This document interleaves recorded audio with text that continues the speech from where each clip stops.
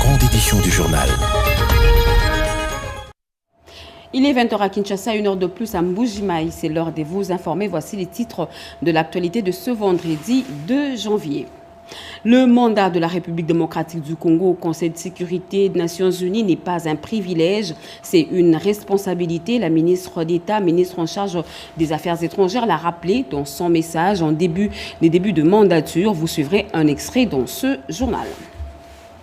2 de 4 présumés meurtriers du caméraman de la RTNC Ituri sont entre les mains de la police. 2 autres courent encore. Les enquêtes se poursuivent. Nous nous rendons à Bunia pour plus de détails.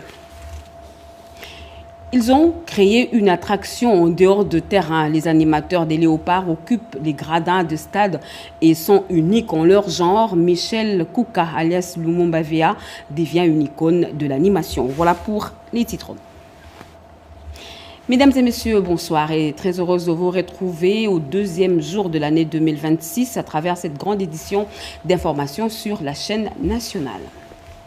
Ouvrons ce journal par ce moment historique pour la République démocratique du Congo. La RDC entame donc son mandat de membre non permanent au Conseil de sécurité des Nations Unies, fruit d'une intense offensive diplomatique menée par le président de la République, Félix Antoine Tshisekedi Tshilombo. La ministre d'État, Thérèse Kaikwamba Wagner, salue un tournant majeur pour la voix du Congo sur la scène internationale. Elle a dit au micro de Giscard Koussema. Aujourd'hui est un jour important pour la République démocratique du Congo.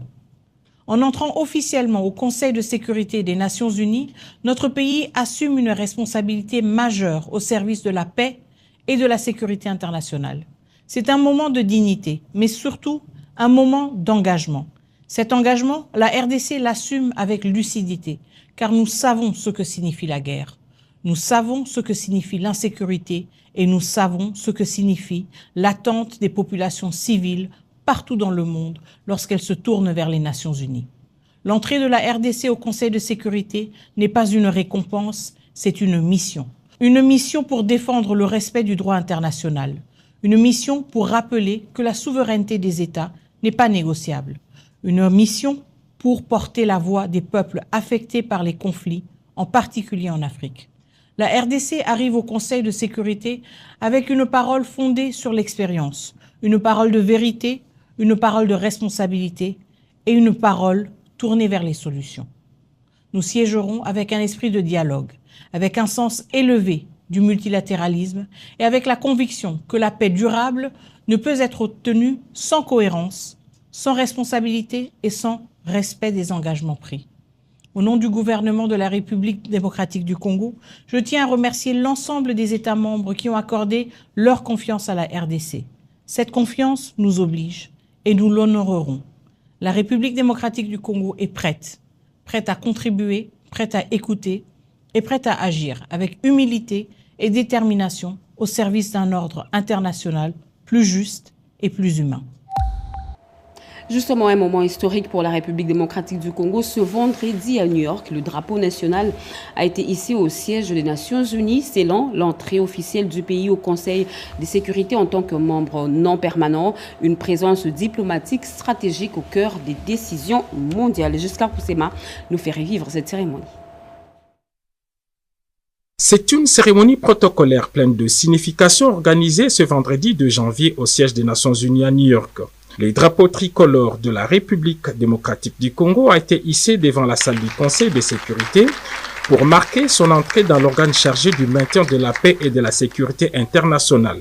35 ans après, la RDC signe ainsi son retour au sein du Conseil depuis 1991. Pour la République démocratique du Congo, ce moment est le symbole de dignité, de responsabilité et d'engagement. Dignité pour un pays qui, malgré son agression par le Rwanda, est resté debout. Moment de responsabilité parce que la RDC va désormais participer aux grandes décisions dans la résolution des crises mondiales. Et enfin, un instant d'engagement pour la paix à travers le monde. Pour le gouvernement de la République, les objectifs sont clairs. La République démocratique du Congo siège aujourd'hui au Conseil de sécurité avec une pleine conscience de la responsabilité que lui confie la communauté internationale. Elle y revient pour sa 3e fois, exactement 35 ans après.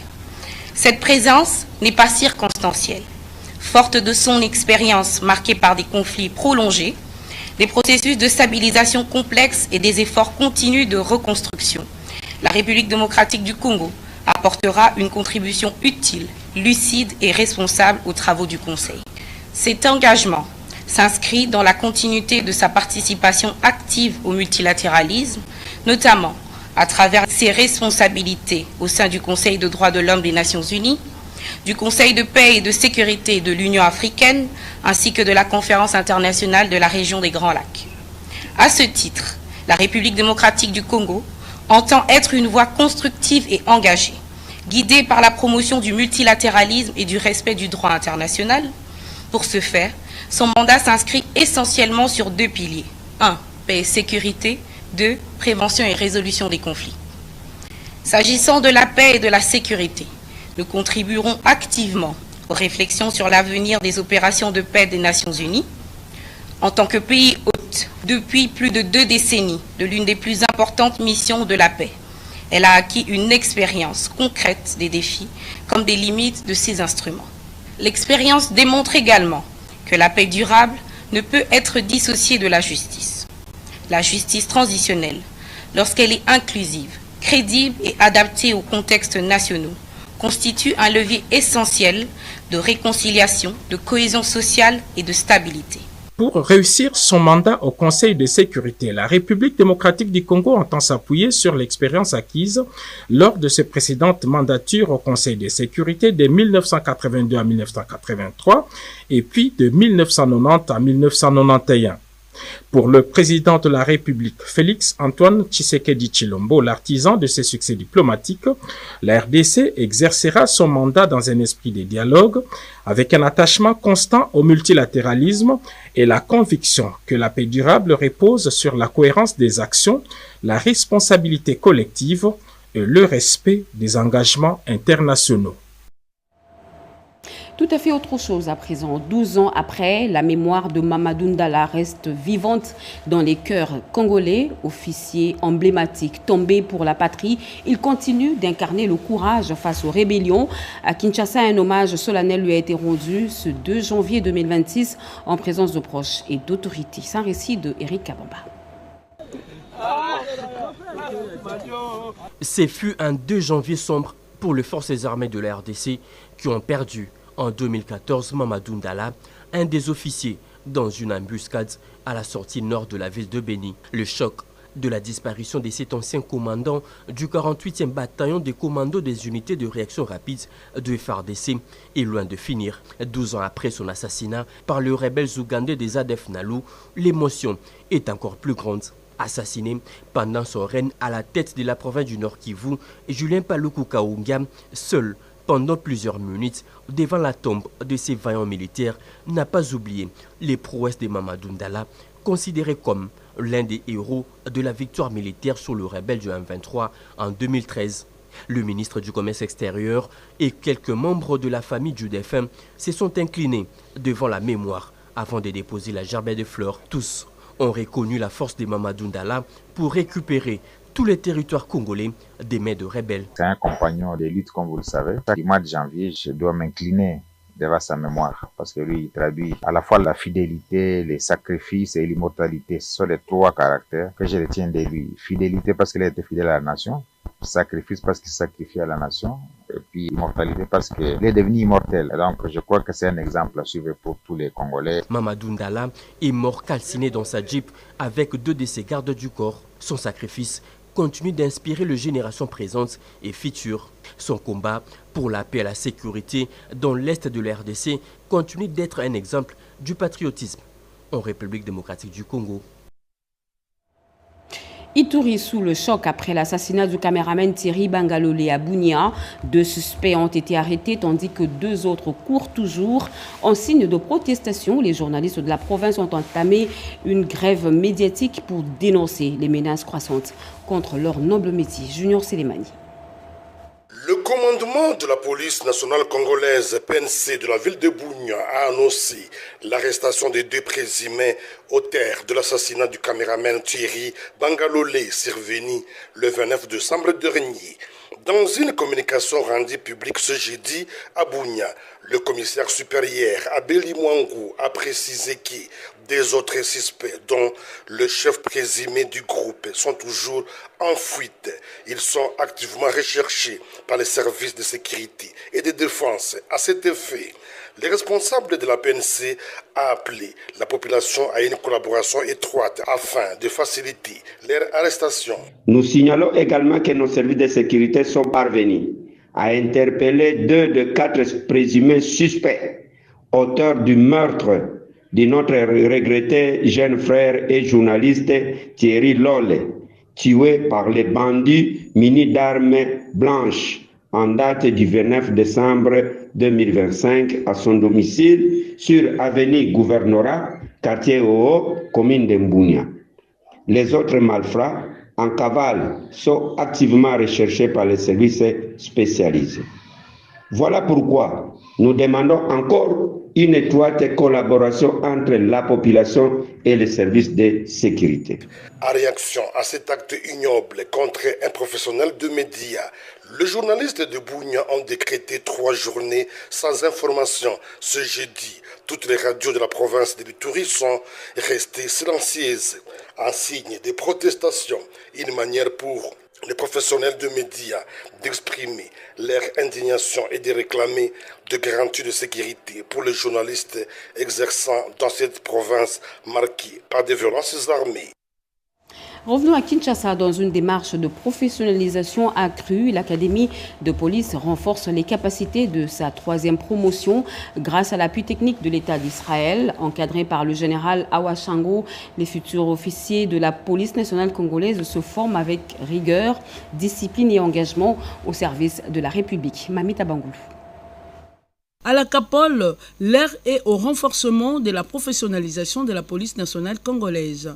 Une équipe technique du gouvernement israélien vient d'apporter son expertise aux élèves officiers de la 3e promotion dans un exercice de marche d'endurance à Kimpoko.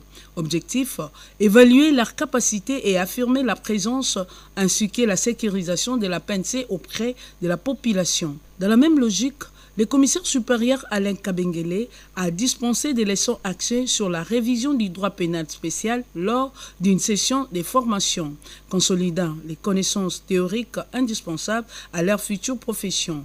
Une formation complète mêlant disciples, savoir et engagés pour bâtir une police moderne, crédible et proche du citoyen. En appui à ces efforts de professionnalisation, le directeur général de la DGET, le général Awa Shango, a reçu sur le site une équipe du gouvernement israélien. Cette visite marque un tournant dans la coopération technique visant à élever les standards de formation au sein de la police nationale congolaise. À Rabat, au Maroc, loin du pays, mais le cœur battant au rythme de léopard, la diaspora congolaise s'est rassemblée autour du ministre des Sports Didier Boudimbou pour une soirée Fimbu haute en symbole, un moment d'unité, de mémoire et de mobilisation patriotique à l'heure des grands rendez-vous sportifs de la RDC. Jacques Ababa.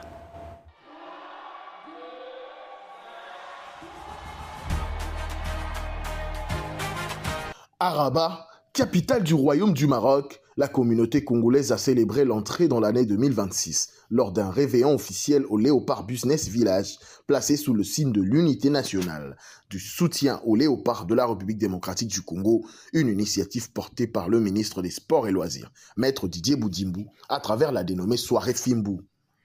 Organisée en présence des autorités diplomatiques, de la Fédération congolaise de football association et autres, cette soirée a rassemblé des Congolais venus de différents horizons, dans un esprit de communion, de fraternité et de valorisation de la culture nationale. À la suite de la minute de silence observée en mémoire des victimes des violences ayant endeuillé le pays au cours de l'année qui venait à peine de prendre fin, le ministre des Sports a dans son adresse exprimé sa reconnaissance au président de la République, son Excellence Félix Tshisekedi, ainsi qu'au comité de normalisation de la FECOFA et aux autorités diplomatiques pour leur accompagnement. Abordant l'accompagnement de l'équipe nationale engagée à la CAN Maroc 2025, le ministre a souligné les efforts du gouvernement pour faciliter la mobilisation des supporters tant du pays que de la diaspora. La soirée Fimbu s'inscrit ainsi comme un moment fort du réveillon 2026 à Rabat, traduisant la volonté des autorités de promouvoir l'unité nationale, la culture congolaise et le soutien indéfectible aux léopards dans un contexte sportif majeur pour la République démocratique du Congo. Vous venez là de reconnaître le timbre vocal de Jason Maïli Bassakissa. Restons au Maroc, véritable vedette hors terrain. Les animateurs des Léopards de la République démocratique du Congo font sensation à la CAN. Leur style, énergie et ferveur conquièrent gradins et médias. Michel Kouka alias Lumumba Vea en devient l'icône incontestée. Regardez. Au sein du groupe d'animation des Fauves congolais, 3 figures se sont tissées au rang des stars des tribunes. Après chaque rencontre de la sélection congolaise, la scène est devenue quasi rituelle. Des supporters de toutes parts les acclament, sollicitent photos et vidéos. Marocains en tête, enfants, jeunes et adultes cherchent à immortaliser ces instants. D'abord, Lumumba, de son vrai nom Michel Kouka Mbolandinga, est le plus saisissant. Il demeure debout, immobile et erratique, impeccablement vêtu de costumes taillés aux couleurs du drapeau congolais. Du coup d'envoi jusqu'au coup de sifflet final, il ne s'accorde qu'une seule pause, les 15 minutes de la mi-temps. À la fin du match, ses compatriotes les soulèvent dans leurs bras et les portent en triomphe au pied des tribunes. Pour lui, ce rôle dépasse largement les cadres du sport. Son geste figé, bras doigts levés comme pour prêter serment, reproduit fidèlement la statue du premier ministre de la RDC, Patrice Emery Lumumba. Ensuite, Evoloko Salé, légende vivante de l'animation sportive congolaise, notamment au DSMP, fasciné par son apparence spectaculaire. Son déguisement, inspiré d'un oiseau, évoque très probablement l'aigle, symbole de force, de vigilance et d'autorité spirituelle. Et enfin, Joli Matumona Di Mundelendundu qui complète ce trio emblématique issu de l'ASV Club de Kinshasa. Il se distingue par sa danse effrénée et communicative, insufflant une énergie aux supporters des Léopards et contribuant ainsi à transformer chaque match en véritable fête populaire. À la CAN 2025 au Maroc, les Léopards ne brillent pas seulement par leurs performances sportives. Dans les gradins, leurs animateurs écrivent eux aussi une page mémorable de la plus grande fête du football africain.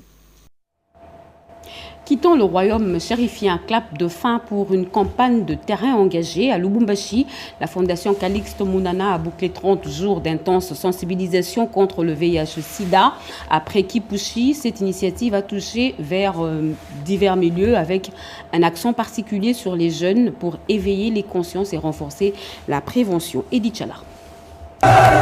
Pour présider la clôture de la campagne Stop Sida lancée depuis le 1er décembre 2025 dernier, la présidente de la Fondation Calixte Mounana, ministère des Veuves, Orphelins et Personnes en situation de handicap, Nathalie Aziza Mounana, a elle-même fait le déplacement de la capitale cuprifère. Au cœur de la ville de Lubumbashi, plusieurs centaines de milliers de veuves de la ville de Lubumbashi ont pris part à cette manifestation, la dernière pour l'année 2025. La Fondation Calixte Mounana poursuit un triple objectif. D'abord, rappeler que le VIH-Sida existe toujours et continue de faire de ravages, qu'il faut poursuivre. La prévention par la sensibilisation ensuite. En cette période cruciale de l'histoire de notre pays marquée par la guerre d'agression rwandaise, l'ambassadrice universelle de la paix, Nathalie Aziza Mounana, a demandé une prière en faveur du chef de l'État Félix-Antoine Tshisekedi pour le retour définitif de la paix. Enfin, implorer la grâce sur les forces armées de la République démocratique du Congo, les Ouazalendo, les déplacés de guerre et victimes de ces atrocités de plus de 3 décennies en RDC. Les médecins de la Fondation Calixte Mounana ont expliqué à l'assistance le mode de contamination du VIH-Sida ainsi que les moyens de prévention. Un moment fort pour ces mamans veuves qui ont exprimé leur joie en faveur de la Fondation Calixte Mounana pour cette initiative. De l'utile à l'agréable, l'honorable député national Guy Geoffrey Mounana Ramazani a présenté ses vœux aux veuves par un geste de générosité à la veille du Nouvel An, comme toutes les années depuis 37 ans. Des sacs de riz, des farines de maïs et des cartons d'huile végétale pour la traversée 2025-2026. Revenons à Kinshasa pour vous parler de ce geste de cœur en cette période festive. Le couple Louis Watum s'est rendu dans la commune de Selembao pour une visite de courtoisie auprès des orphelins du quartier. Au-delà de la présence, les vivres et non-vivres ont été remis à ces enfants.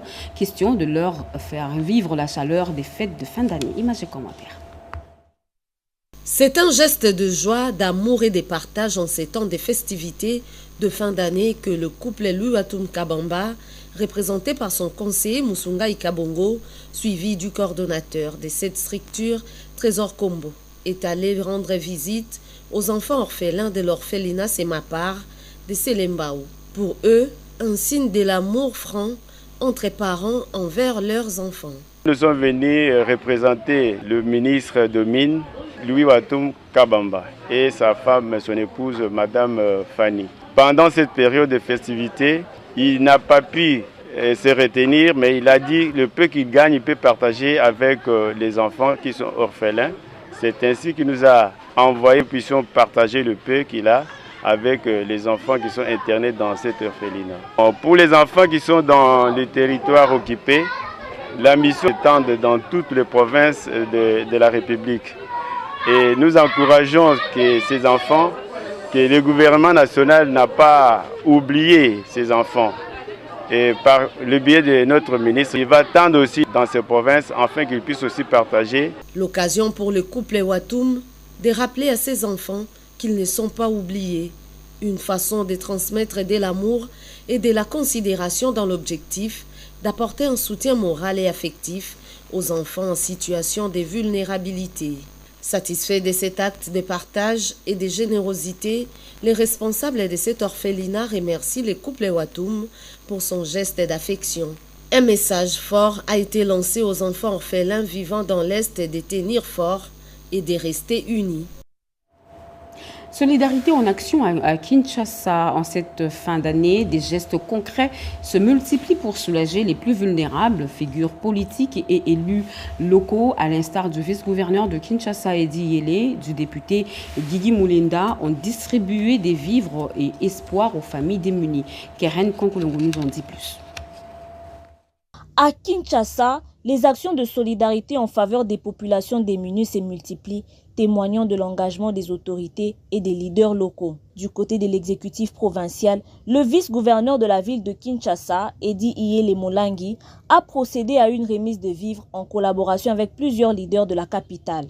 Cette action humanitaire vise à soutenir les ménages vulnérables et témoigne de la volonté des autorités urbaines d'apporter un appui concret aux citoyens en cette période sensible. Par ailleurs, sur le plan de l'engagement politique et social, le député provincial Guigui Moulinda, président de la structure Assainir pour le développement durable, place la solidarité au cœur de son action, résumée par sa devise « Se soucier des autres, oser pour les autres et partager avec les autres ». Dans le même élan, fidèle à cette vision, Wivin Shimouzi a organisé une vaste distribution des vivres au profit des membres de sa structure et des mamans veuves de sa circonscription à l'occasion des festivités de fin d'année. Ces différentes actions illustrent une dynamique de solidarité active visant à renforcer la cohésion sociale au sein de la capitale congolaise. Voilà, c'est la fin de ce journal, mesdames et messieurs. Merci de l'avoir suivi. Merci à vous qui nous suivez à Mbujimaï et partout ailleurs sur satellite. Vous êtes sur la RTNC. Ce journal a été rédigé par Gauthier Kiassi et Edi Chala sous la direction et supervision de Jacques Kababa. Mirainde qui était à la coordination, Simon Kankolongo et Ramadan Poki l'ont réalisé à la prise de vue. Jean-Si Matondo, mixeur son, Joseph Nzinzo. L'actualité continue sur nos antennes retrouvées à 23h. Jacques Meji, 7h demain. Et Rudis Kitutu, moi je vous reviens très prochainement avec le même plaisir et la même ferveur. Au revoir.